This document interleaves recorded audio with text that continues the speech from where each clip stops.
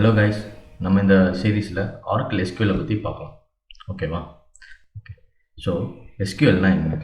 எஸ்கியூஎல்ன்றது ஒரு language use to communicate with டேட்டாபேஸை கூட கம்யூனிகேட் பண்ணி அதில் இருக்க இன்ஃபர்மேஷனோ டேட்டாஸையோ நம்மளுக்கு எடுத்துகிட்டு வந்து தரது தான் எஸ்கியூஎல்னு சொல்லுவாங்க.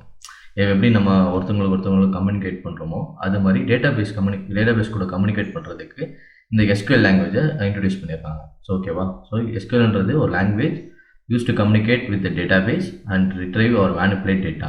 Retrieveன்றது என்னன்னா, ரிட்ரீவ்ன்றது டேட்டாவை வந்து ஏற்கனவே டேட்டாபேஸில் ஸ்டோர் ஆகிருக்கும், அந்த டேட்டாவை நம்மளுக்கு ஃபெச் பண்ணி எடுத்துகிட்டு வந்து தரது தான் ரிட்ரீவ்னு சொல்லுவாங்க.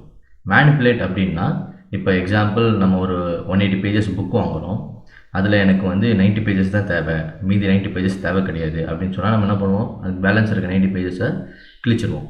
ஸோ இது மாதிரி ஒரு இருக்கிறத நம்ம அதை ஏதோ ஒன்று பண்ணுறோம், சேஞ்சஸ் பண்ணுறோம் அப்படின்னா அது பேர் மேனிப்புலேட்னு சொல்லுவாங்க. ஓகேவா? ஓகே. அடுத்தது டேட்டாபேஸ்னால் என்ன? டேட்டாபேஸ்னால் ஒன்றும் கிடையாது, அது வந்து ஒரு இன்ஃபர்மேஷனையோ ஒரு டேட்டாவையோ ஸ்டோர் பண்ணி ஒரு இடத்துல ஸ்டோர் பண்ணி வைக்கிறது பேர் தான் டேட்டாபேஸ்னு சொல்லுவாங்க. எக்ஸாம்பிள் நம்ம சிஸ்டமில் பார்த்தீங்கன்னா ஹார்ட் டிரைவ் இருக்கும். ஸோ ஹார்ட் டிரைவ்ன்றது என்னதுன்னா ஒரு ஃபைல்ஸு ஃபோல்டர்ஸ் எல்லாத்தையும் ஸ்டோர் பண்ணி ஒரு இடத்துல ஸ்டோர் பண்ணி வைக்கிறது பேர் தான் ஹார்ட் டிரைவ்னு நம்ம சொல்லுவோம். ஸோ அதே மாதிரி தான் ஒரு டேட்டாவோ ஒரு இன்ஃபர்மேஷனோ ஒரு இடத்துல ஒரு டேட்டாபேஸில் ஸ்டோர் பண்ணி வைக்கிறது பேர் தான் டேட்டாபேஸ்ன்னு சொல்லுவோம். ஓகேவா? ஸோ டேட்டாபேஸ்ன்னு சொல்கிறோம். ஸோ டேட்டாபேஸோட ஸ்ட்ரக்சர் எப்படி இருக்கும் அப்படின்னு பார்த்தீங்கன்னா, அதில் பார்த்தீங்கன்னா டேபிள் ஸ்ட்ரக்சர், டேபிள் நார்மலாக தெரியும்ல. ஸோ டேபிள் ஸ்ட்ரக்சரில் இருக்கும். டேபிள் ஸ்ட்ரக்சர்னு நம்மளுக்கு தெரியும், அதில் வந்து காலம்ஸ் இருக்கும், ரோஸ் இருக்கும். ஓகேவா? ஸோ டேபிள்னாலே காலம்ஸ் அண்ட் ரோஸ் இருக்கும். ஓகேவா? ஸோ ஸ்ட்ரக்சர் எப்படி இருக்கும் அப்படின்னு பார்த்தீங்கன்னா, ஸோ இது மாதிரி தான் இருக்கும். ஸோ இதுதான் வந்து டேபிள்னு சொல்லுவாங்க. ஸோ இது மாதிரி ஃபார்மேட்டில் தான் இருக்கும், இது மாதிரி ஸ்ட்ரக்சரில் தான் இருக்கும். ஓகேவா? ஸோ இந்த ஐடி, நேம், அட்ரஸ், சிட்டி, இந்த பின்கோடெலாம் நம்ம போட்டிருக்கோம்ல ப்ளூ கலரில், ஸோ இதெல்லாம் வந்து காலமோட நேம்னு சொல்லுவாங்க. ஸோ இதெல்லாம் வந்து காலம் நேம்ஸ்னு சொல்லுவாங்க.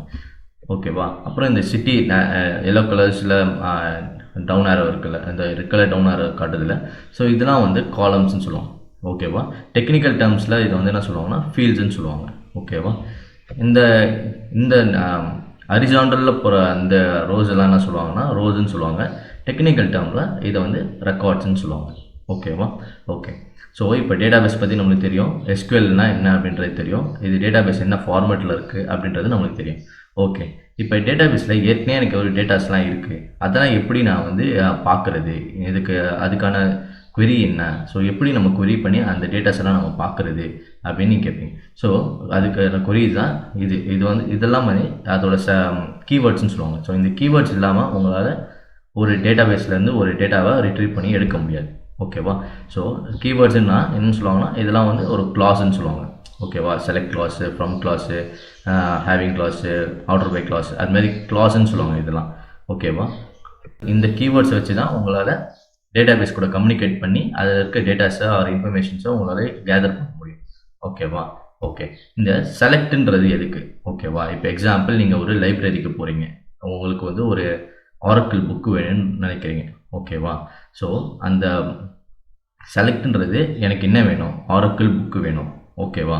ஸோ அதுதான் வந்து செலக்ட். ஓகேவா?